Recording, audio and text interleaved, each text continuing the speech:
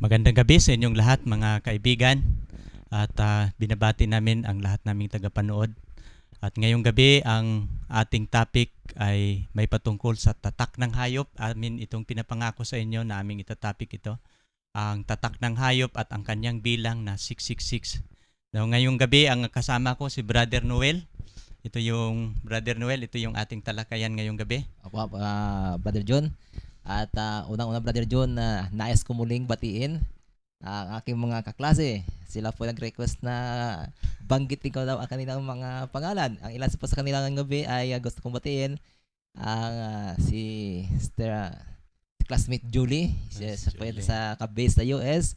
At ang isa pa ay si classmate Terwell, na siya ngayon ay nasa Egypt. Batch, mga classmate, panood at i-share. Okay, Brother John, ang ating ngayong talakayan ay tungkol sa tatak ng hayop. No, kasama na rin natin, Brother Noel, itatopic yung 666 ngayong gabi. Okay. Pero bago tayo dadako sa ating talakayan, tayo po muna yumuko sa isang panalangin. Dakila naming Diyos, kami po'y nagpapasalamat, Ama, na ngayong gabi niloob ninyo ang panahong ito. Pangako po namin ito sa aming mga viewers na aming itatopic sa susunod na talakayan ang tatak ng hayop at ang kanyang bilang na 666. Mabigat na talakayan ito, Panginoon. Hinihiling namin ang inyong pangangasiwa. Hindi namin ibig na saktan ang mga tagapakinig namin, pero aming ibabanggitin dito ang purong katotohanan upang malaman ito ng madla na mayroong mensahe na napapaloob sa kapitulong ito. At aming hinihiling na kayo po ang mga ngasiwa sa tagapanood namin. Bigyan ninyo sila ng karunungan, mauunawa ang inyong mga salita, mga maintindihan, sapagkat ang espiritual na mga bagay, maunawaan lamang ito sa pamamagitan ng presensya ng inyong banal na espiritu. Umaasa kami sa inyong gabay na ngayong gabi sa talakayan namin, maraming mga taong makikinabang nito at mamumulat ang kanilang mga mata sa tunay na larawan ng hayop. Maraming salamat, Ama, sa pagdinig ninyo sa aming dalangin. Ito po'y aming hiniling sa pangalan ng aming Panginoong Hesus. Amen. Okay, dito tayo, Brother Noel, sa ating topic ngayon. Ang ating talakayan ngayon, ang tatak ng hayop. Paano ba natin ito umpisahan, Brother Noel? No? Kapag ating titingnan, no, ang nakasulat dito, ang pinakamaganda daw gawin ng isang tao, lalabanan ang kaaway. Ang kaaway natin dito sa lupang ito, walang iba kundi si Satanas. Alamin o pag-aralan ang kanyang galaw kung ano ang kanyang ginagawa. Kumbaga, Brother John, ito kasi yung kaaway si Satanas ay marami ito sang strategy. Kaya dapat natin sundan, tignan kung ano ba ang kanyang mga estratehiya para meron tayong pang counter-attack. So dito ay malalaman natin sa mga susunod mga talata natin babanggitin simula sa Kapitulo 13 ng Apokalipsis. Mayroon ding isa pang sa sulat, hindi lang yan, Brother Noel, na ito yung maganda natin gagawin. Kahit sa sulat niya sa Biblia, pagbabasahin natin itong 2 Korinto 2:11, ito yung sulat ni Apostol Pablo, upang huwag kaming malamangan ni Satanas, sapagkat kami ay hindi hangal sa kanyang mga lalang. Yan. Di ba? Mapapansin niya, sabi ni Apostol Pablo, huwag tayong magpapalamang kay Satanas, sapagkat we are not ignorant of his device. Di ba? Kasi sa bawat hakbang na ihakbang mo pabalik, ay isang hakbang yung para forward kay Satanas. So, kumaga, huwag tayong papalamang. Dapat palagi ang ating hakbang ay paharap, hindi po tayo patras ito. So, ito yung pinakamaganda nating gagawin. Ating alamin, paano ba si Satanas gumagalaw? No? Bago natin tatalakayin itong tatak ng hayop, atin munang alamin, ano bang ahinsya ang ginagamit ni Satanas? No? Pagtitingnan natin yung aklat ng Apokalipsis 12, ini-introduce dyan, Brother Noel, ang dragon. Opo. Pero sa chapter 13, dalawang hayop dyan ang ini-introduce at ngayong gabi ating itatalakayin ito. No? Mayroong kasi itong tatlo kasi, Brother Noel, itong tatlo ito yung mga ahinsya na kanyang gagamitin. Ito yung principal agents Satan will employ in his last desperate bid for world dominion. No? At dinidescribe ito sa Biblia, kung mayroon tayong Godhead na Trinity, ang kaaway din, mayroon din siyang Trinity. Okay. No, ito yung ating pag-aralan ngayon. Ano ba itong Trinity ng kaaway o itong Satanas? Pag ating babasahin yung Apokalipsis 12, ito yung sa yung dragon, si Satanas. No, pag titingnan ninyo yung dragon yan, dinidescribe dyan ang matandang ahas, serpente, dragon, walang iba yan si Satanas. Satanas. No, ano ang ipangalawan niyang ahensya, Brother Noel? Yun yung hayop. Ito yung hayop. At ito yung nakasulat sa chapter 13. At 13. pangalawa, mayroon pang pangalawang hayop, Brother Noel. Ito yung Sa 13 pa ito ng Apocalypse. yung Apocalypse 13. Sa isang chapter, dalawang hayop ang ating pag-aralan ngayong gabi. At itong pangalawa, tinatawag ito na the lamb-like beast. Oo. Na? Kumbaga ay para sa isang tupa. Pag sinabi mo kagaya ng isang tupa, hindi ibig sabihin na siya ay talagang tunay na tupa. Pero may katangian sa nakagaya ng tupa. Pero sa katotohanan, mga kaibigan, hindi po siya isang tunay na tupa.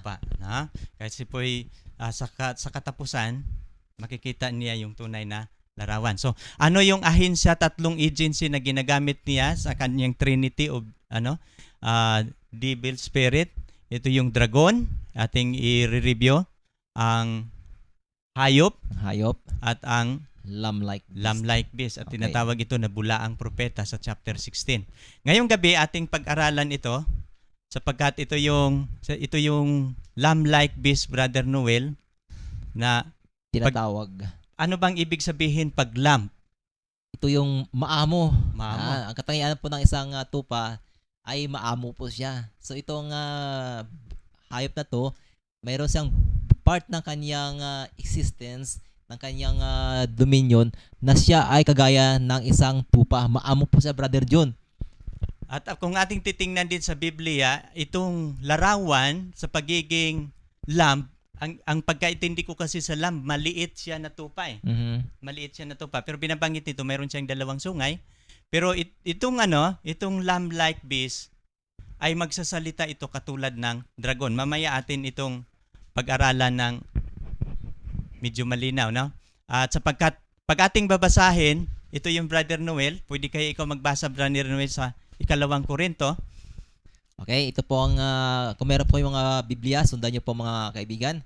Sabi po sa 2 Korinto, Kapitulo 11, talatang 13, ay ganito, sapagkat ang mga gayong tao ay mga bulaang apostol, mga mandarayang manggagawa na nangagkunwaring mga apostol ni Kristo.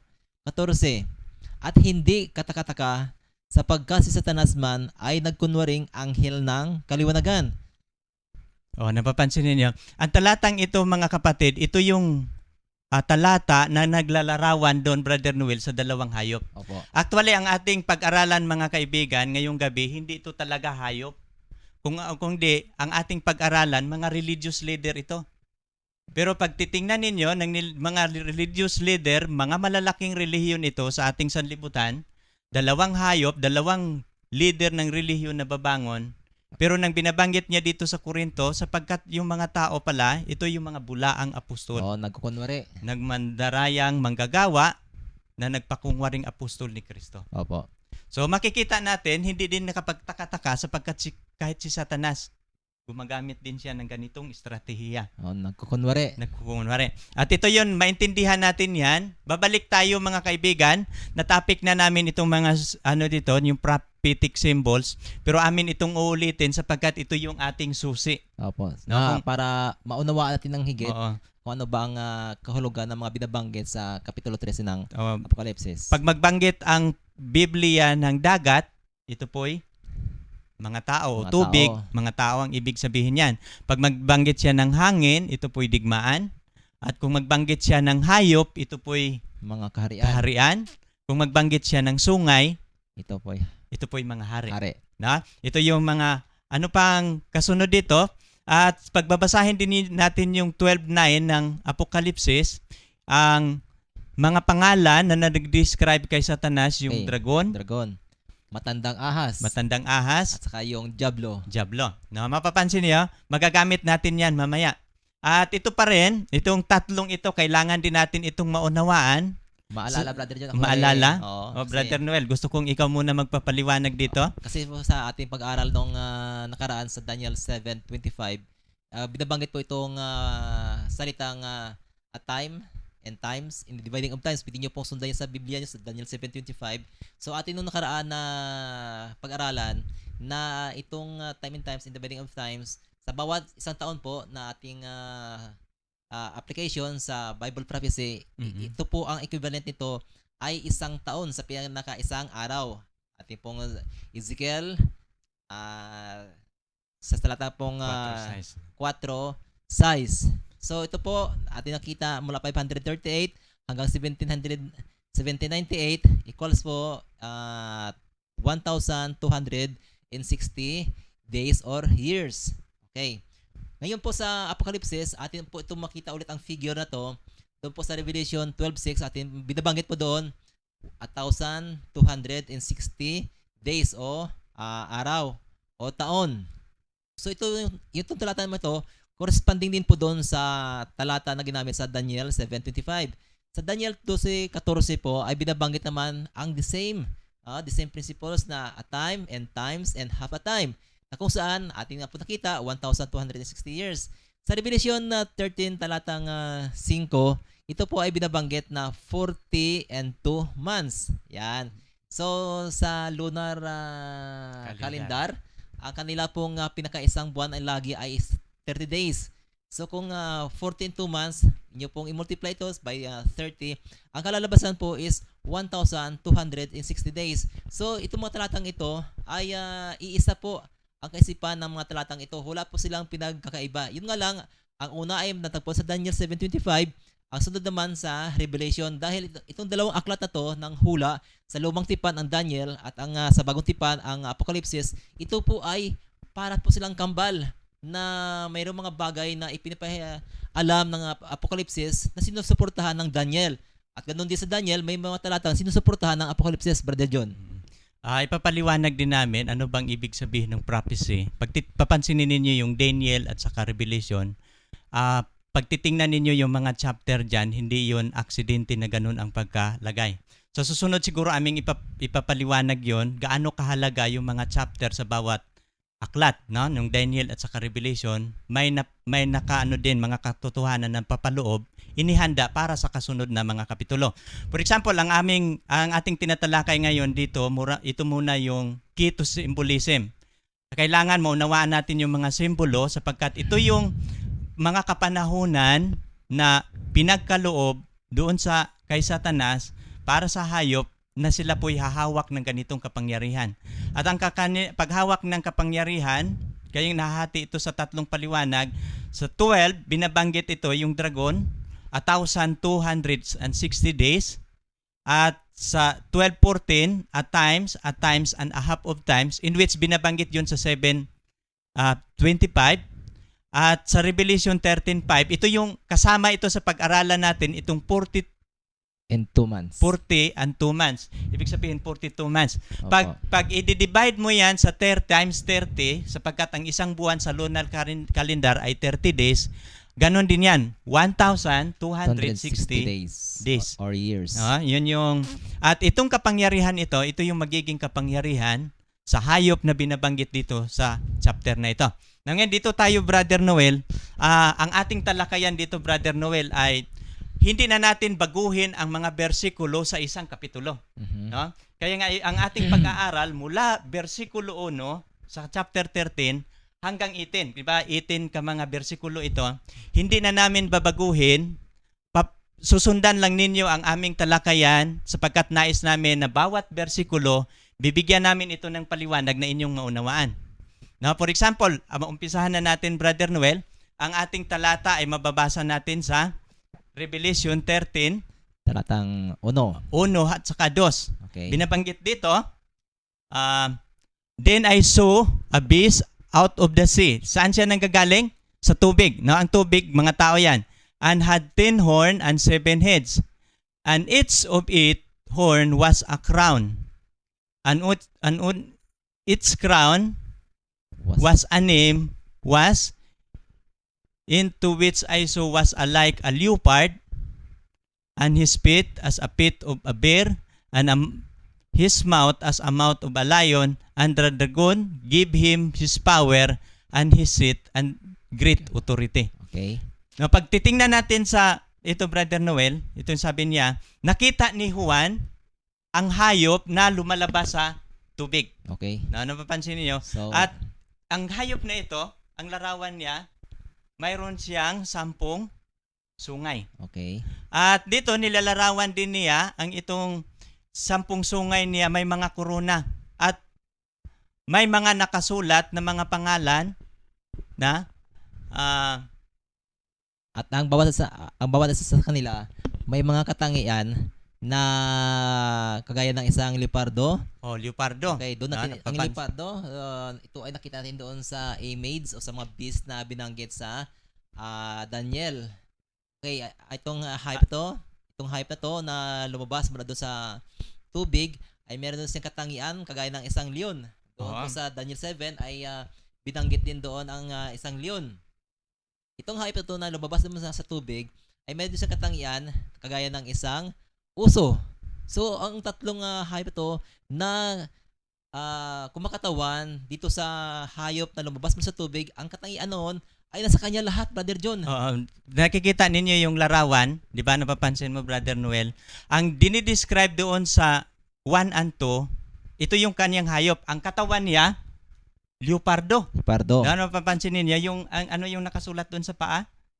Uso. Oo. At ang bibig niya, Kagaya ng leon. kagaya ng leon. At napapakita ninyo siya, mayroon siyang 10 sungay, lumabas siya doon sa tubig. Now, mapapansin ba ninyo, pag ating, yung Brother Noel, itong 4 na katangian na dala-dala niya, nababanggit na yan sa Daniel 7. Mhm. Diba? Napapansin mo yung leon, ito yung unang hayop, ang pangalawa yung uso, at ang pangatlo yung Yung leopardo. At Tapos yung pang-apat yung hayop na hindi na pangalanan. na pangalanan. Atin din yung i-review itong 4 na hayop dito, Brother Noel. Ang leon na may pakpak, ito yung Babylonia. Opo. At ang Uso. Uso. Mayroon 3 tadyang sa kanyang bibig. Ito yung Medo-Persia. Medo-Persia. At ano yung pangatlo, Brother Noel? Ito yung leopardo na mayroong 4 na ulo at 4 na pakpak. Ito yung kumakatawan sa bansa ng Grisya. Grisya. Now, mapapansin mo, itong 4 na hayop, dala-dala ang kanyang katangian Nung hayop na lumabas mula doon sa tubig. sa tubig. No, napapansin niyo bakit dala-dala niya ito? Itong mga religious practices, dala-dala niya, Brother Noel. Na-absorb niya. Ano bang mga practice, ano bang katangian na ating makikita sa Babylonia? 'Di ba yung Babylonia, siya yung nag-introduce ng images, a worship of image. Oho. 'Di ba? Sa pagbabasahin ninyo yung Daniel 3, si Nabucodonosor nagpatayo ng isang larawan. Malaki, Brother John. Malaki, di ba? 60 feet bang taas nun? 60 feet. Tapos, mapapansin niyo yung mga dimension niya, yung sukat, puro 6, di ba? Oo. Napapansin niyo siya yung nag-introduce ng pagsamba sa larawan. At ito namang pangalawa, yung uso, ano naman ang kanyang ini-introduce? Sa kahariang ito, mayroon ding batas dito silang pinasa, Brother Noel, na yung hari mismo ang sambahin. Oho. At ito nga ang dahilan kung bakit si Daniel itinapon doon sa Lion's Den. Yung worship kay Darius. Kay Darius. Pagsamba sa tao, dito din na ini-introduce sa kahariang ito. Ano naman ang ini-introduce sa religious worship, itong pangatlong kaharian, yung Grisya. yung Grisya.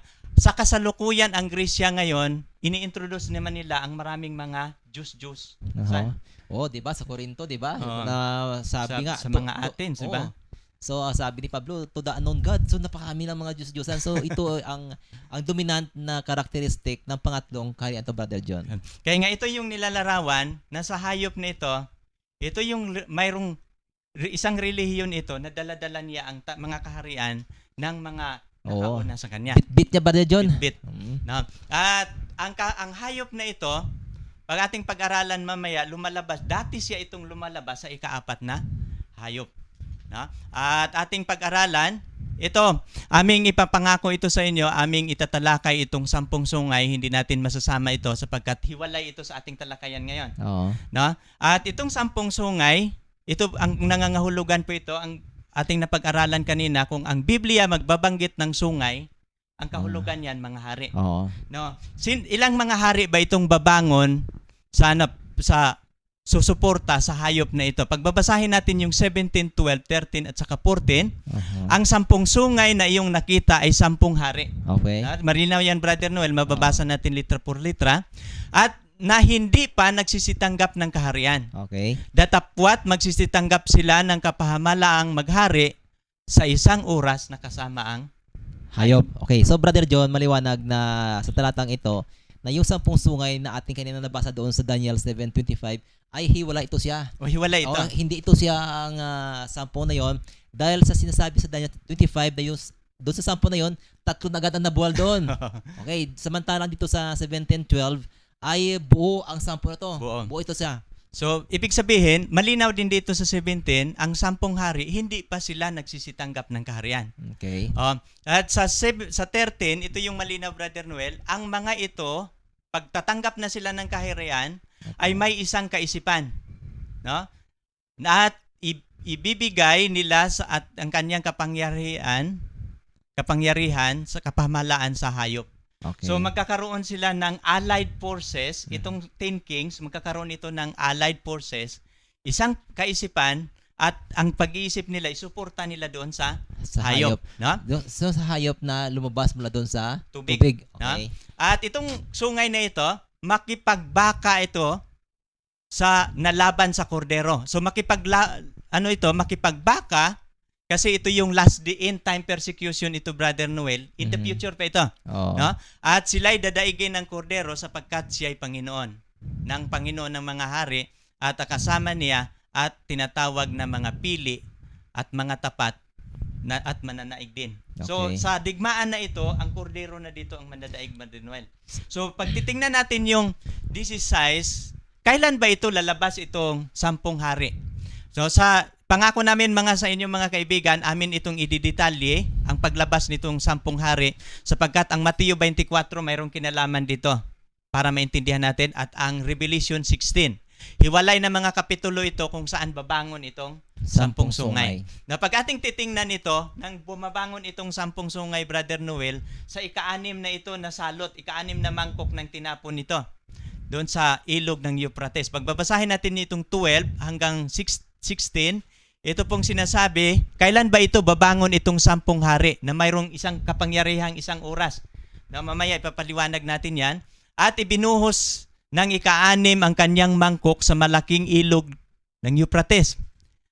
At natuyo ang tubig nito at nahanda at dinadaanan ng mga hari mula sa silangan sa sikatan ng araw. Okay. At nakita kong lumabas sa bibig ng dragon at sa bibig ng hayop at sa bibig ng bulaang propeta ang 3 espiritong karumaldumal na gaya ng palaka. Palaka. Hindi yung sinasabi dito, Brother Noel, na 2 hayop, dito yung Trinity ni Satanas. Yung diba, dragon? napapansin ninyo yung Trinity, pag ibubuhos itong mangkok sa Euphrates River, ay lalabas itong 3. Napapansin dito, sapagkat sila'y mga espiritu ng mga demonyo na nagsisigawa ng mga tanda. At pinaruroonan nila ang mga hari sa buong sanlibutan upang tipunin sa pagbabaka sa dakilang araw ng Diyos na makapangyarihan sa lahat. So, ibig sabihin pala, Brother John, ito ay worldwide na alliance. Alliance. Pang buong sanlibutan. At mapapansin mo, itong 10 hari, babangon ito in the future for the final war with the Lord. No? Sabi niya dito sa 16, no? Sa 15, narito, ako'y pumaparito na gaya ng magnanakaw. Mayroong babala ang Panginoon. Mapalad siyang nagpuyat at nag-ingat ng kanyang mga damit, baka siya'y lumakad na hubad at makita ang kanyang kahubaran. At titipunin sila sa dako sa Hebreo na tinatawag na Armageddon. At ito yung tinutukoy na Armageddon War. Ang Armageddon War, brother, ay in the future pa ito. Opo. Marami pa ito tayong discussion, pero ipinding natin ang talakayang ito patungkol sa sungay. At at least nalaman lang natin na ang 10 sungay ng hayop na ito, 10 hari in the future will arise na magkakaroon sila ng United Alliance. Opo. No? Suportaan nila ang hayop para sa final war. Magkaroon sila ng isang kasipan. Pero atin mo nang iwanan yan sapagkat isang talakayan din yan. Now, dito tayo sa verse 3. No, ating pag-aralan itong nakikita lang natin yung larawan kanina sa verse 2, ang larawan ng hayop, no? Ano ang kanyang dala-dala, mga katangian, at saan siya lumabas. Yung bit-bit niya na katangian mula doon sa unang 3 beast o halimaw na nauna sa kanya. na galing sa Daniel 7. Oo. O ating babasahin itong versikulo 3, ito po yung nagasabi, one of the heads of the beast seemed to have been wounded, and the wound healed, and the whole world and the whole earth amazed and followed the beast. Okay. So, nakita natin ito, Brother John, no, sa previous natin na pag-aaral, doon sa, yan po, sa inyong mga screen, nakikita nyo po yung petsa, 538. After that, hanggang 1798, ito po yung panahon na kung saan ay tinatawag sa history na Dark Ages, at nasugatan ang kanyang ulo. Doon po ng 1798, nagdeklara po ng independence ang Fransya, at pinasok nila ang Rome at hinuli nila ang namumuno na papa noon. Kaya sinasabi po sa hula, nasugatan ang kanyang kapangyarihan. Yan, pansamantala. Kasi mamaya mababasa natin na gumaling ito, Brother John. Gumaling. Kaya, Brother John. Napapansin din ninyo, na mayroon pala akong nakaligtaan, Brother Noel, na ang hayop na ito pala, maliban sa mayroon siyang 10 sungay, mayroon siyang 7 ulo. Okay. Amin mo nang i-reconcile, ano bang ibig sabihin ng 7 ulo? Napapansin ninyo, ang chapter 12, na bumabanggit siya sa dragon na mayroong 7 ulo. Opo. Pero hindi binabanggit na ang dragon mayroon siyang 7 bansa.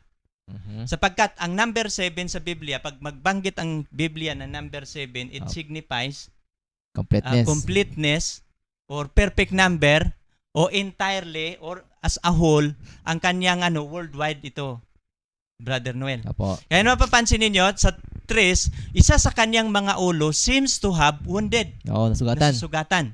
Kasi sa kanyang pamamahala, Brother Noel, ang kapangyarihan ito, nag-umpisa ito sa 538. Opo. Nasugatan siya nang dumating ang 1798. Paano ba ito nangyayari na itong hayop na ito nasugatan?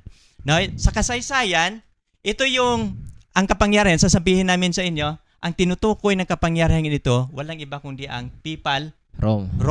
No? Ang Papa sa Roma ang tinutukoy dito na hayop na binabanggit sa chapter 13. At binabanggit dito, the deadly wound healed. Paano ito nangyayari? Kailan ba nag-umpisa itong naghari itong Roma? Ang Papal Rome. Pag ating babasahin, the legally recognized supremacy of the Pope began in 538 AD. When there went into effect decree of Emperor Justinian, making the Bishop of Rome head over all the churches, the defender of doctrine and corrector of heretics. Definer. Definer. No, napapansin ninyo, sino ito si Emperor Justinian? Bakit, kasi ang dating Roma, Brother Noel, ito, pagan Rome. No? Pero mayroon nang binabasa ko nga sa history, ang pagan Rome, kilala sila na, pagano talaga yung worship nila. Pero nung nagiging na-convert si Constantine the Great, ang impluwensya ng Christian Rome, lumawak na ang pagan Rome nawala ng Persa. Kaya nga, kusa nilang sinusurrender ang pagan Rome doon sa Papal Rome. At yung pag-surrender nila doon, ang pagan Rome, nilipat niya sa Papal Rome noong 538. No, ano ito? Kailan natatapos ang kapangyarihan ng Papal Rome? Mayroong mga taon na binabanggit doon, Brother Noel, kung mayroong mga buwan, no? Kasi ang kapangyarihan ng Papal Rome, bibigyan lang siya dito ng 42 months. Okay. No? Kaya nga, na pagbibilangin ninyo ito, mayroon siyang kapangyarihan umaabot ng 1,260 years at natatapos ang kanyang kapangyarihan sa 1798. Ano bang pangyayari noong 1798? Ito yung pinabanggit mo kanina, no? Kung ating babasahin yung ating referensya, mas maganda, Brother Noel, na gagamit tayo ng referensya. Okay. Ano bang dahilan kung bakit nasugatan ang kapangyarihan ng Papal Rome? Okay. Sabi niya, in 1798, he, in close parentheses, Berthier, made his entrance into Rome, abolished the papal government, and established a secular one. The Encyclopedia Americana 1941 edition. So ito po mga Brother John, maliwanag na noong 1798 ay talagang pansamantalang nabawasan o naputol itong kapangyarihan ng supremacy ng kapapahan. Napapansin mo? Kaya nga, kung pagtitingnan natin yung ating referensya, yung timely yung kanyang starting point at yung panahon na siya'y nasugatan, hindi ito haka. Mayroon tayong basihan sa ating mga referensya, mababasa natin ito sa encyclopedia. Now, ang binabanggit doon kasi sa Brother Noel, Sugatan. nasugatan siya, ngunit yung sugat niya gumaling. Oo. Kailan ba gumaling itong kapangyarihan ng Pope of Rome? Ibig sabihin, brother, na nang gumaling ay muling na ibalik sa kanya. Yung kapangyarihan na nawala sa kanya ay muling na ibalik sa kanya. Naibalik sa kanya. Oo. Ating bibigyan ang background itong 1798 para maintindihan natin. No, ang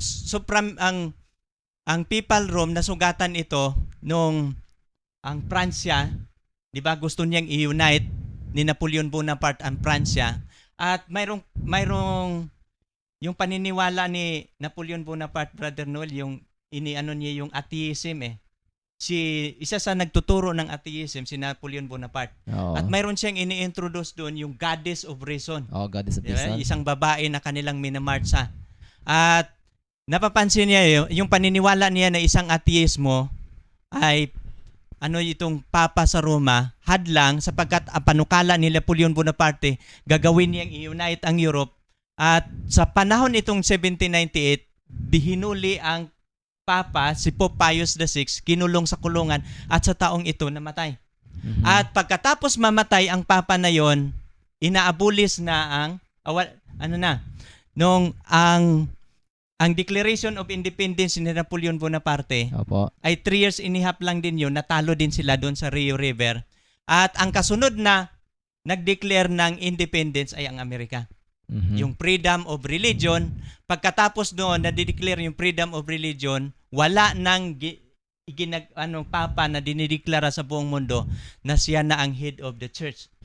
So, pero paano ito gumaling sa pangalawang pagkakataon na yung sugat niya sa 1798 gumaling?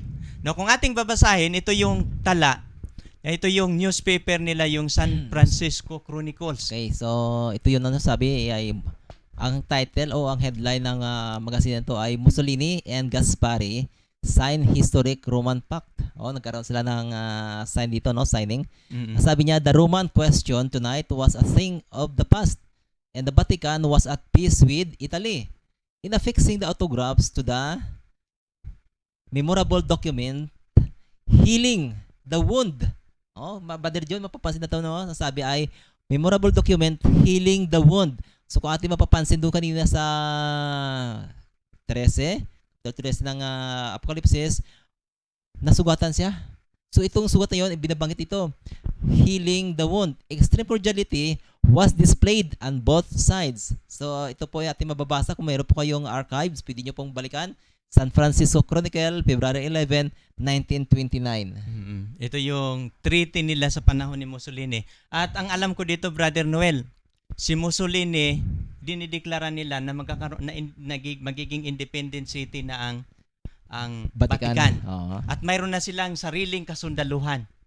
No? Kaya nga, dito yung nila, nagkakaroon ng healing of the wound. Sarili nilang newspaper, ang mababasa natin sa sarili nilang newspaper na ito yung memorable document. Oo. Kailan yon? February 11, 1929. Okay. Yan. Alam niyo yung pagkatapos noon sa 1929, sa 1962 hanggang 70, ginawa na nila yung Second Vatican II Council. At lahat ng mga programa ng iglesyang ito pumapasok sa lahat ng mga ahensya at for peace, no? At mayroon silang for peace and prosperity program. No, kaya nga mula sa 1929, Brother Noel, ang kapangyarihan ito gumaling na. Okay. Sabi niya dito, the papacy has gained worldwide influence, prestige, and prominence. So, mapapansin niyo, sino bang pinakakilala na religious leader sa buong mundo? Yung ating Papa. Kakaiba. Oo. No other than the Pope The of Pope. Rome. Pero pag titingnan ninyo yung kasaysayan, ito yung binabanggit sa chapter 13, hindi tayo naninira dito, kundi ito yung katotohanan na nakasulat sa Biblia na siya po'y ang isa sa kanyang ulo na sugatan, ngunit gumaling. Ito ating naintindihan ang talakayan natin ngayon. Dito tayo sa versikulo 4. No, pakibasa Brother Noel sa versikulo 4. Ito po na sinasabi niya, kung meron po kayong mga Biblia, sundan niyo po. Talatang 4, everyone worshipped the dragon because he had given his authority to the beast. They worshipped the beast, also saying, who is like unto the beast? Who can fight against it? So, Brother John, itong dragon, si Satan, the devil, the old serpent, ay ibinigay niya ang kanyang kapangyarihan dito sa hayop na to. Yung hayop kanina, yun yung lumabas mula doon sa dagat. Kasi mamaya may isa pang Brother John kasi na isang hayop na lumabas na mula sa lupa. Kaya po laging sinasabi na itong hayop na yung ating binabanggit dito, ito yung hayop na lumabas mula doon sa tubig. Hindi pala natin napapaliwanag ano yung kahulugan ng tubig. Ito yung mga tao, ang kanyang paglabas by war. No? Dahil sa digmaan, binigyan siya ng kasundaluhan ng pagan Rome, ay saka siya lumabas sa kapangyarihan. No? Kaya nga ito yun. At mapapansin mo dito sa versikulo 4, gusto kong ipapaliwanag ito, Brother Noel, yung everyone worship the dragon.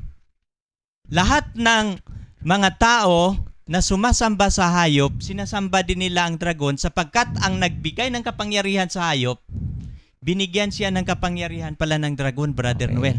At ito yung challenge, dalawang challenge, Brother Noel, ito yung sinasabi nila, who is like unto the beast and who can fight against it? So, lumabas pa John, na once po sinamba mo yung hayop na to, para mo na rin sinamba yung dragon na nagbigay ng kapangyarihan sa hayop na to.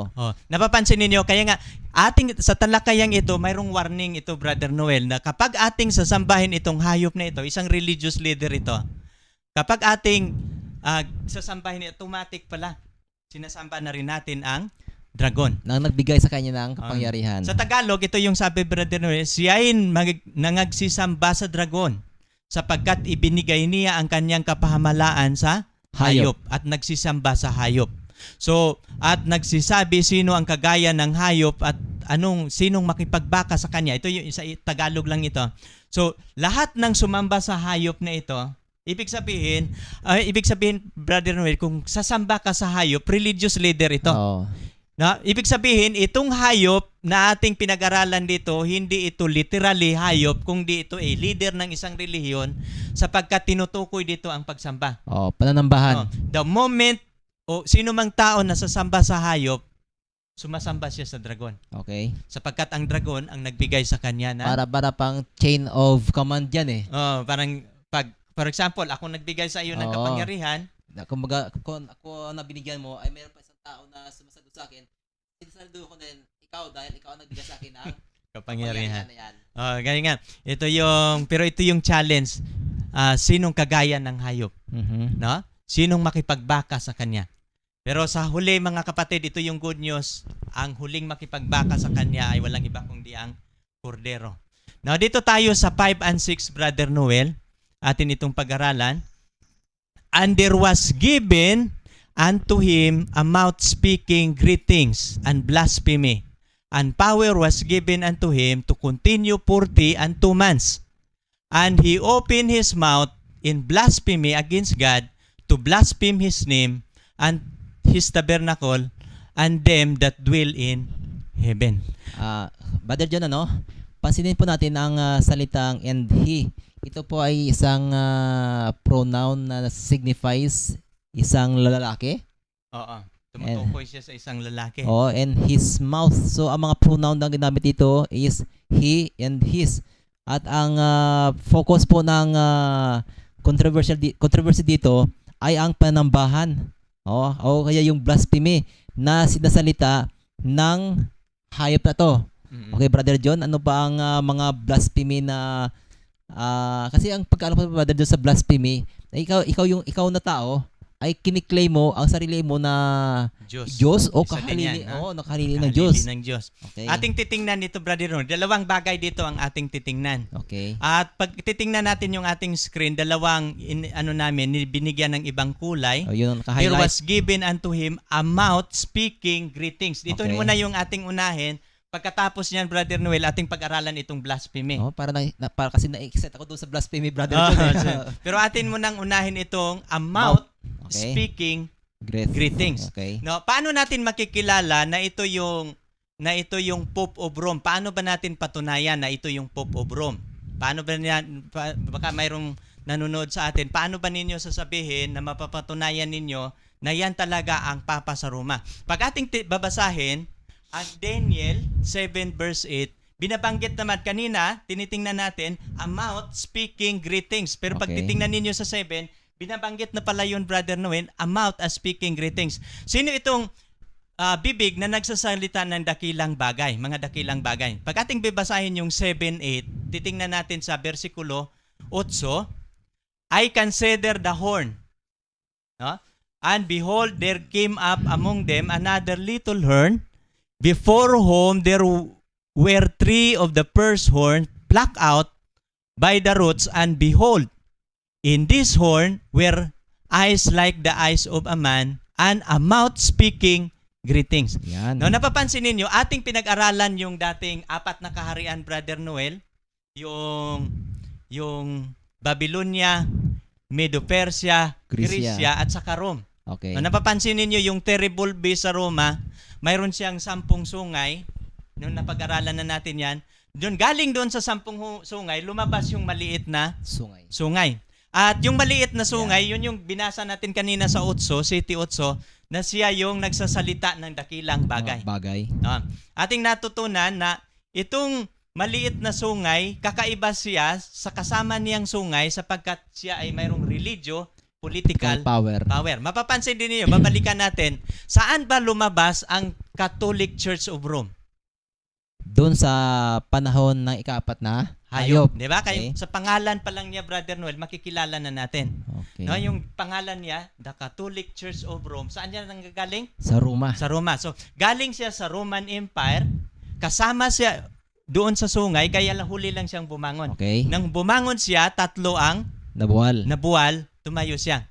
Pero napapansin ninyo, saan ba nakalagay ang Vatican of Rome? Doon mismo sa lugar ng Italy, kung saan ito yung pamamahala ng Roma. So mapapansin natin, at ating titingnan ang kapangyarihang ito. Kaya nga pagpapansinin ninyo yung ating nababasa kanila, a mouth speaking greetings. Okay. Babanggitin natin uli yung 13:5.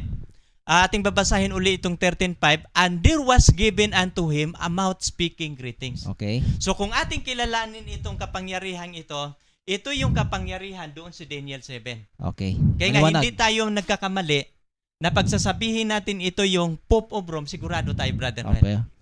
Pero Brother John, wala po tayo ditong pinipersonal na tao sa Roma o kung sino man sa kanila, kundi yung system ng kanilang kapamahalaan. We are not talking a specific Pope. No? Wala po, hindi po hindi ganon. tayo nagbabanggit sino itong Papa ito, kundi ang sistema nila, the system itself, ang ating pinag-aralan na ito yung maliit na sungay. Ang ating titingnan din, Brother Noel, yung ano bang ginagawa nito? Bakit siya nagsasalita ng mga dakilang bagay? Okay, Pagbabasahin natin itong 7:25, and he shall speak great words against the Most High.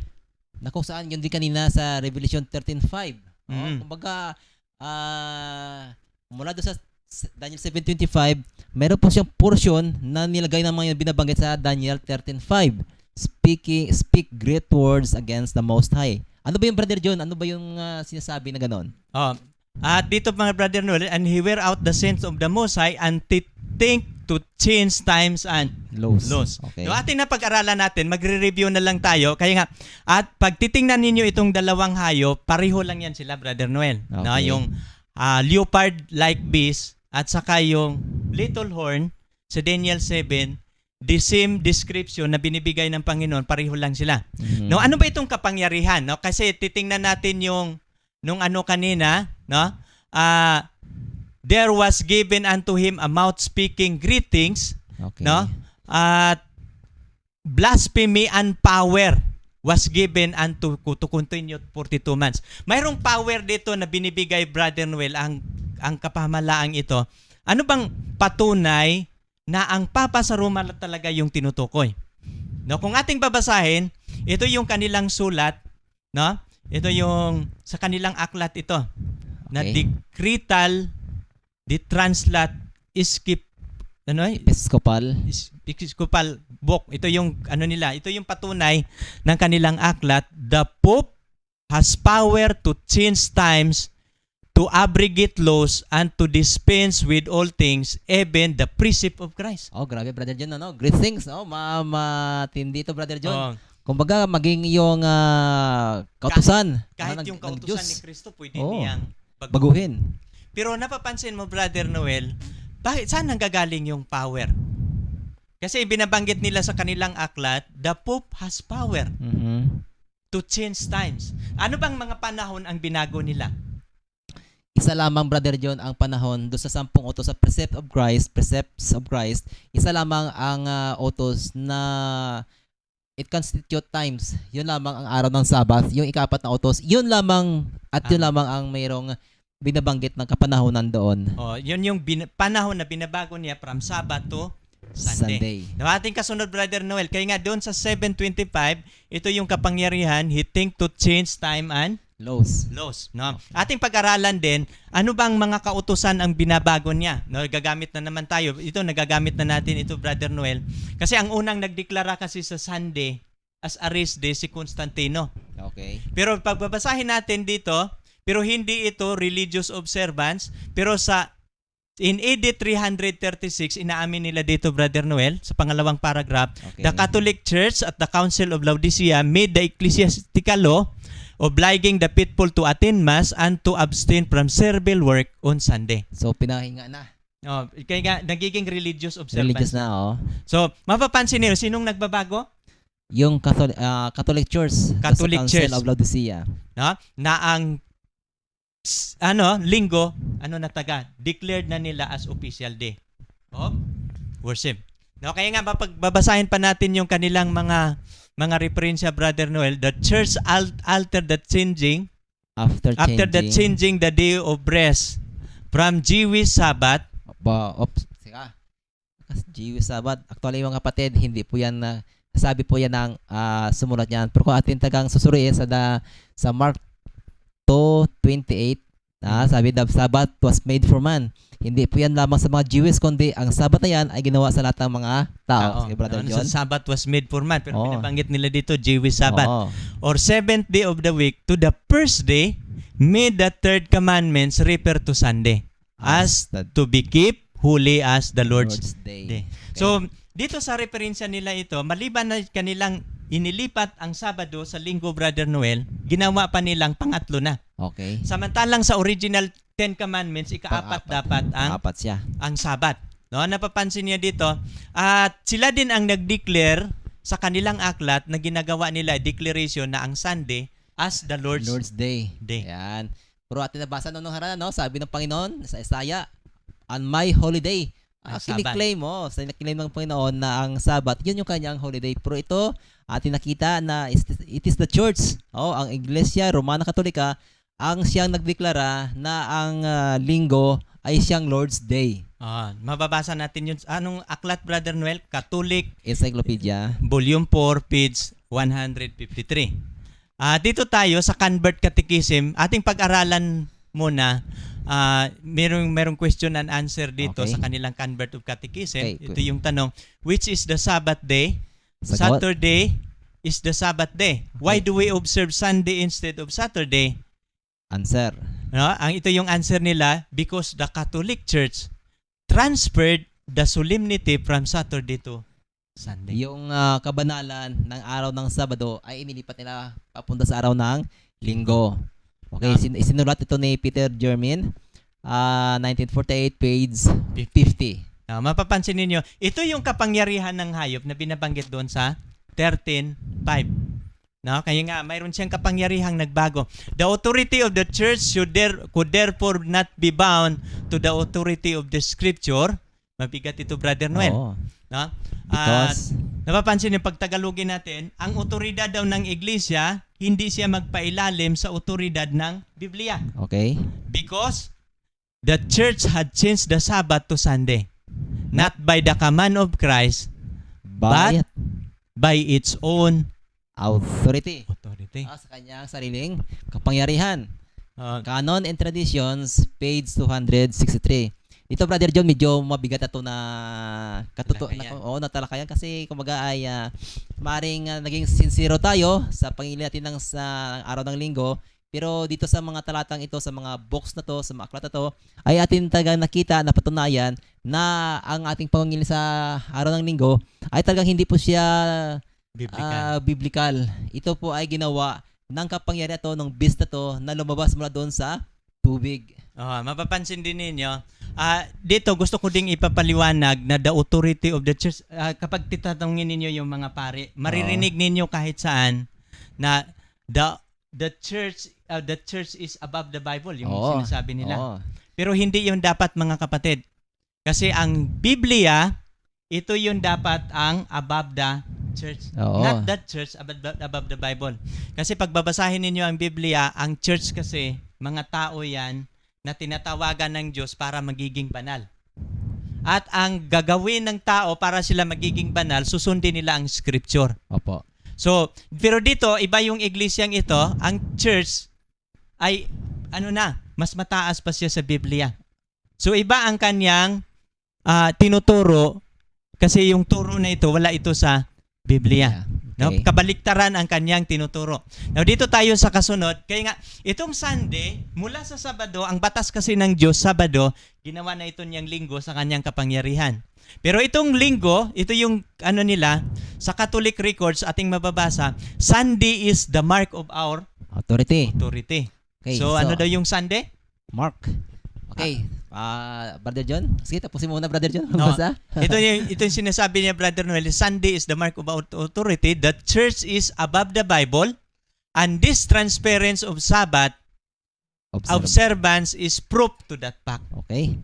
So maliwanag yung nila. Na marami pang referensya na sila talaga umaamin, Brother Noel. Hindi ito atin, kasi hindi naman pwede tayo magsasalita kung walang patunay. Na mananagot tayo niyan kung ang ating sinasabi ay walang patunay. Kasinungalingan yan. Pero ang ating ginagamit, libro nila. Libro lamang. Kumbaga atin lamang titignan ang mga records. Gusto ko, Brother John, bigyan pansin itong mark of our authority. Mga kaibigan, tandaan nyo po yan. Yung mark, yung tinatawag na mark, tatak.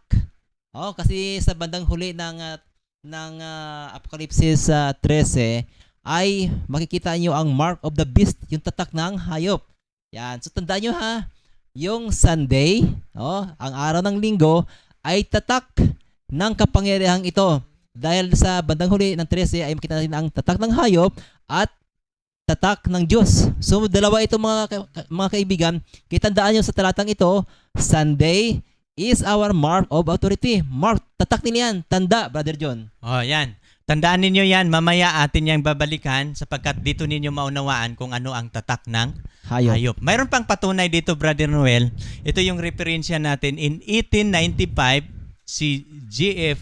Snyder, si Bloomington, Illinois, USA, sumulat siya kay Cardinal Gibbons. At ito yung tanong niya, kay Cardinal Gibbons. Does the Roman Church... Brother John, ito si Cardinal Gibbons ay may mga aklat ako na nabasa nito isa siyang cardinal, pero siguro tagang naging honest lamang siya sa kanyang pagsagot sa tanong na ito. Tagang ito siya ay isang honest na cardinal. Kasi kung hindi siya honest ay maring itago. Maring itago ito. Pero Brother John, sige, ano ba sinasabi ni Napapansin mo, ito nagtanong ito sa kanya Pero nung may nagtanong si Snyder sa kanya, ito yung kanyang sagot, Brother Noel. Does the Roman Church, the Roman Catholic Church claim the act of changing the observance of the Sabbath from 7th day to the first day of the week as a mark of her ecclesiastical power? Ito yung tanong ni Snyder. Ito yung sagot naman nila. Sa pamamagitan ng kanyang chancellor na si H.F. Thomas. Ito yung sagot ni Cardinal Gibbons. Of course, the Catholic Church claimed that the change was her act. It could have been otherwise, as none in those days would have dreamed of doing anything in matter of spiritual and ecclesiastical and religious without her. And the act is a mark. Napapansin ninyo, mga kapatid, ang kanyang gawa ay isang marka of her ecclesiastical power and authority in religious matters. So inamin no, ito ay tatak. Dahil ito ay tatak namin ito. Na ang Sunday ay kumaga mas higit pang aming kapangyarihan sa Biblia. Sa Biblia. Kasi kaya namin itong palitan ang utos ng Diyos. Kaya nga yung mula sa Sabado, pinalitan niyo sa Linggo, ang Linggo nila ngayon ang tatak. Ayan ang tatak nila. Yan, napapansin niyo, inamin ito ng mga cardinals at even the Pope himself, nagsasalita sila na we have power. No? Sila yung inamin nila, no? Kaya nga, ito yung niya, mayroon siyang blasphemous power. Okay. Ating pag-aralan ito kasi nakikita niyo, he speak of great things against the Most High. Pangalawa, ang pag-aralan natin, Brother Noel, ito yung blasphemy. Okay. Yung salitang blasphemy. Sapagkat siya nagsasalita ng mga dakilang bagay at saka blasphemy. No, ano bang ibig sabihin nitong blasphemy? No, ating titingnan ang Bible records. Ano ang ibig sabihin ng blasphemy? Papaliwanag mo ito, Brother Noel, itong sa Lucas, no? Okay. Ang sabi niya sa Lucas 5, talatang 21 ay ganito. And the scribes and the Pharisees began to reason, saying, Who is this who speak blasphemies? Who can forgive sins but God alone? So dito, Brother John, atin nakita na ang blasphemy pala ay kung ikaw ay tao, nasa sarili mo, ikaw ay alam mo na tao, ngunit ikaw ay nagpapatawad ng kasalanan, ito pala ay blasphemy. Ayan. So kasi iniisip ng mga Parasiyo na to, na si Kristo ay isang tao, nagpapatawad ng kasalanan, ay inakusahan nila na siya ay blasphemous na tao.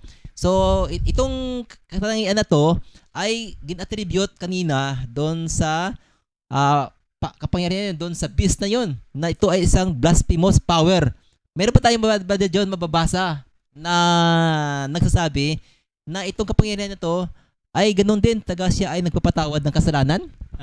Sa katunayan ngayon, marami nga mga tao pupunta sa kumbinto para humingi ng tawad. Ito lang ang kapangyarihan, ito lang ang religious power na mayroon silang turo na sila ay mayroong kakayahang magpatawad ng kasalanan.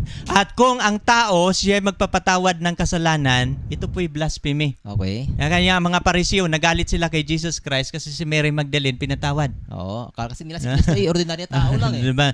Kaya nga, ang accusation nila kay Jesus Christ, gumagawa si Jesus Christ ng isang blasphemy sapagkat siya na tao nagpapatawad ng kasalanan sapagkat ang makapagpatawad lang pala ng kasalanan, Brother Noel, Diyos. ang Diyos lang. Okay. O sino bang religious leader ngayon sa buong mundo na gumagawa ng ganitong kapangyarihan?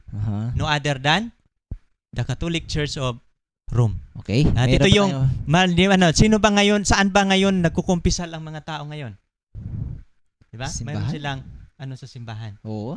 At pagbabasahin natin sa Biblia, ang tao na magpapatawad ng kasalanan, ito po'y blasphemy. Pero John, naisip ko actually ngayon ko lang din naisip ito.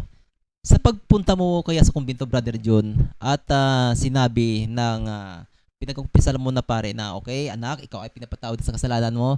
Paano kaya maisip, paano kaya malaman ng pare na yon na ang pagkukumpisal ko ay totoo? Si Kristo, katayuan niya tao, pero alam niya, nababasa niya ang puso ng mga tao kaya siya nagpatawad.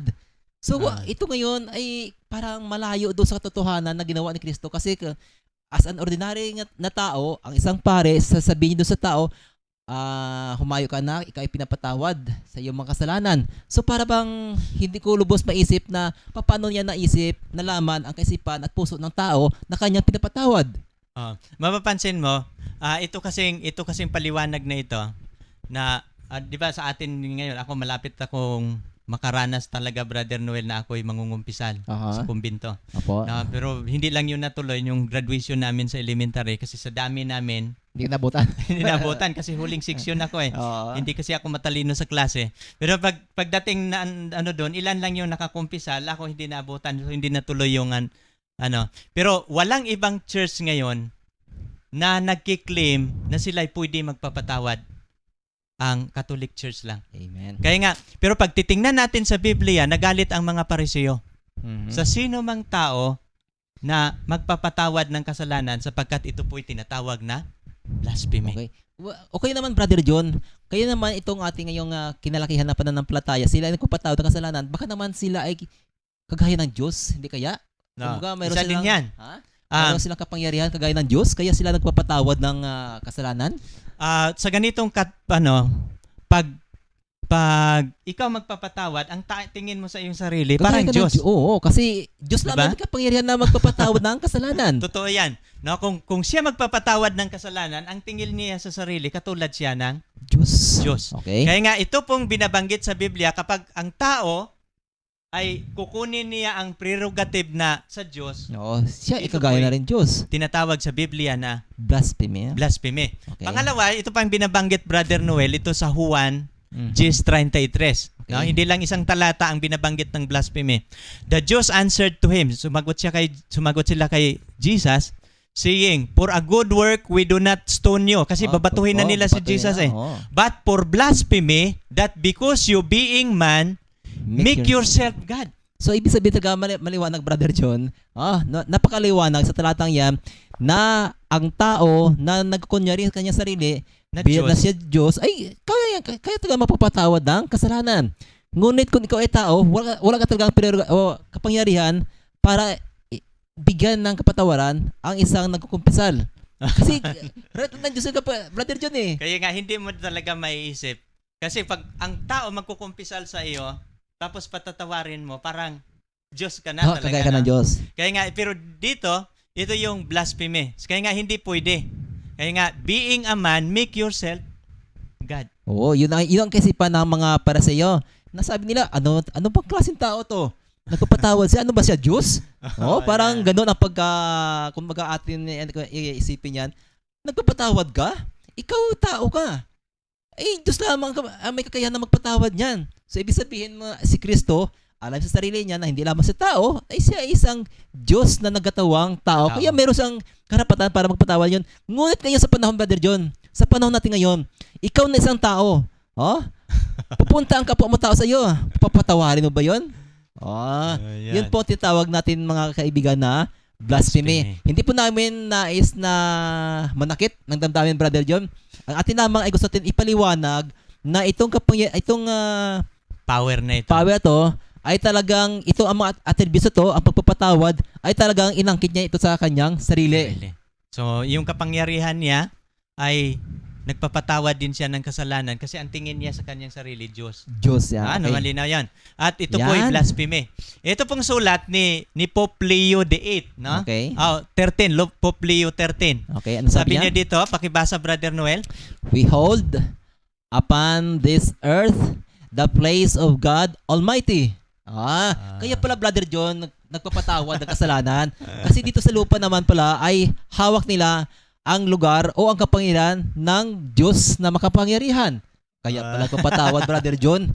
Kaya pala nga, ang simbahang ito, ni-encourage nila ng mga tao na magkukumpisal kasi Dahil hawak pala nila ang lugar ng Diyos sa lupang ito. No? Kaya nga, maliwanag yon. So, sarili nilang libro, sarili nilang mga sulat ang ating ginagamit na sila po'y nagpapatunay na sa lupang ito, hawak nila ang lugar o kapangyarihan ng Diyos na Diyos, makapangyarihan. kapangyarihan sa lahat. Malinaw yan. Now, paano po ba sinasabi ng Panginoong Hesus ang tungkol dito? Pwede kaya ito, Brother Noel? Na kapag mayroon sa lupang ito, mayroong kapangyarihan na ganito ay karapat-dapat kaya ito? Ating babasahin ang Matthew 23, versikulo 9. Sabi niya, "And call no man your father upon the earth, for one is your Father which is in heaven." Noon, Brother John, nagulo ako sa talatang ito. Sabi ko, Brother John, hindi ko na pala tatawagin na tatay ang aking amad sa lupa kasi ang sabi ni Kristo ay huwag niyong tawagin ang sinumang tao sa lupang ito na Ama. Paano ba natin, Brother John, ito ipapaliwanag ng konteksto, Brother John? Kasi nalilito ka din kasi yung ama mo, tinatawag mo din na Father. Father. Di ba? So, paano ba natin kukunin ito sa konteksto ang sinasabi ni Kristo? Pag titingnan ninyo yung sa 7, binabanggit niyo, huwag ninyong titingnan na rabbi ang sino mang tao. Isa ang inyong rabbi, si Jesus Christ. Pero pag babasahin ninyo sa 9, Kasi ang tinutukoy ninyo, ang konteksto kasi dito, Brother Noel, ang tinutukoy dito, mga religious leader. Okay. Okay. Pagbabasahin niyo itong talatang ito, ang tinutukoy dito, sino mang leader ng relihiyon, ay sino mang tao dito sa lupa, leader man siya ng relihiyon, wag mong tatawaging father. Okay. Sapagkat, sabi niya dito, iisa lang ang inyong ama na nasa Okay, sa langit. So kung mayroong isang religious leader ng isang relihiyon na magpapatawag ng father, ay bawal yan sa Biblia. Pero Brother John, napansin ko kasi sa ating kinalakihan na pananampalataya, ang lagi po nating tawag sa ating mga arsobispo or yun na-assign sa ating lugar is father talaga, di ba? Father, tayo ay magmamano sa ating mga father. Kaya nga pagtitingnan mo dito, bawal pala yan. Bawal pala yan, Brother John. Kaya nga, tinitingnan lang natin dito mga kapatid, yung biblical truth. Hindi namin sinisiraan ng gano'n, pero amin itong tinatalakay dahil ito ang nakasulat sa Biblia. At mag-ingat po kayo sapagkat ang religious group na ito po'y tinutukoy sa Biblia na napapaloob na hayop. Now, ating titingnan dito kasunod, Brother Noel, at isa din dito, sapagkat sa Biblia, hindi natin pwedeng tatawaging ama ang sino mang tao. Mayroon pa ditong binabanggit, Brother Noel. Sabi niya, sa unang Timoteo, Kapitulo 2, talatang 5, sabi niya, "For there is one God and one mediator between God and men, the man Christ Jesus." So, Brother John, pag sinabi sa Biblia na isa, hindi dalawa. Hindi dalawa. Hindi dalawa. So, ilan? Nasabi, si Kristo mismo ito ang nagsalita nito. Hindi po ito ang apostolis ng sulat ito, kundi ito ay direktang salita ng ating Panginoon. Isang tagapagpamagitan. Ngunit ang napapansin ko, Brother John, itong kapangyarihan na to, yung beast na to, ay gumawa siya ng maraming tagapagpamagitan. Di ba? Di ba dito binabanggit, Brother, mayroon lang isang tagapamagitan sa kalagitnaan ng Diyos at sa tao, itong taong si Kristo. Kasi Diyos yan, nagkatawang tao, nagiging tagapamagitan. Pero ang simbahang ito, Brother Noel, mayroon pang tinatawag sila na mediatrix. Marami. Bakit mediatrix? Kasi ang babae, ginawa na nilang tagapamagitan. Katulad ni Mary, ni Maria, ay nalilito na sino ba ang totoong tagapamagitan? Okay. Si Kristo o si Maria? Nakakalito na. Sapagkat at hindi lang si Maria ang ginawa nilang tagapamagitan, dinideklara nila ang marami pang mga santo sa iba-ibang mga bansa at pwede na rin mamagitan. Kaya nga yung bago lang, ano na yun sa Pilipinas? Yung galing sa Cebu. Si Pedro Calungsod. At marami na ngayon ang nanalangin sa kanya. Gumagawa na si Pedro Calungsod magiging patron sa kanilang lugar, kasi pwede na kayong manalangin kay Pedro Calungsod. Okay. Pero mapapansin ninyo, ang talata nating binabasa, Brother Noel, isa lang. Isa lang ang tagapamagitan. Not many. Kaya nga pag titingnan mo, ito ang maraming tagapamagitan, wala yan sa Biblia. Hindi din pwede na ang sino mang tao tatawagin nating Papa. Father, no? Kaya nga malinaw yan. Ito po'y inaayos lang natin kung ano yung nakasulat na sa Biblia. Ito po'y sulat ni Apostol Pablo sa 2:5 ng Timoteo. So itong religious power ay mayroon siyang kapangyarihan, Brother Noel, na 1,260 years. So ito nakuha nakuha natin ito, Brother John. Kanina, no? Natin nang natatalakay. Bakit nagiging years? Kasi doon sa Biblia, Brother Noel, araw lang yon. 42 months, pag i-times mo yun sa 30, ay 1,260 days lang yon. Okay. Pero bakit nagiging year? Ginamit natin yung principles doon sa Ezekiel 4. Na bawat isang araw ay pinaka-isang taon. No? Para makuha natin, matutukoy natin kung sino itong kapangyarihan ito. Kaya ang kapangyarihan niya mayroong 42 months. At kung i-ano natin yan, mula 538, natatapos yan sa 1798. At tamang-tama yung kanyang kapangyarihan, yung allotted time niya sa Biblia, 1,260 years. Now dito tayo, ito na, pag-aralan na natin yan, nag-umpisa siya sa 538, natatapos sa 798. Okay. No? Dito, Brother Noel, atin mo ng pansamantalang puputulin. No? Okay. Nais naming sasabihin sa aming tagapanood, ang ating pinag-aralan mula 1 hanggang versikulo 6. At hintayin ninyo ang aming pagbabalik. Putulin muna namin ito sa pansamantala, magbigay muna tayo ng break, Brother Noel. Okay? Kasi baka, okay, Brother John, break mo na. Break muna.